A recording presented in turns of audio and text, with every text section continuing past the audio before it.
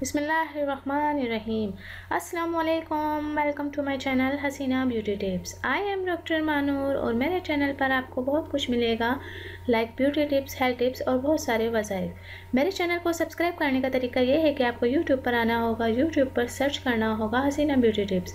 इस तरह से मेरा चैनल ओपन होगा और साइड में सब्सक्राइब का बटन दिया गया है, वहाँ आपको क्लिक करना होगा। जैसे ही आप उस पर क्लिक करेंगे तो यहाँ एक फ़ोल्डर ओपन हो जाएगा और उस पर आपको ओके करना होगा। ओके पर क्लिक करेंगे तो यहाँ बेल आइकन्स बना हुआ आएगा और बेल आइकन्स पर क्लिक करेंगे तो एक और फोल्डर ओपन हो जाएगा और उस पर आपको ऑल लिखकर सेव करना होगा। इस तरह से मेरी हर वीडियो का नोटिफिकेशन आपको शुरू में ही मिल जाएगा और मेरी हर न्यू वीडियो आपको देखने को मिल जाएंगी।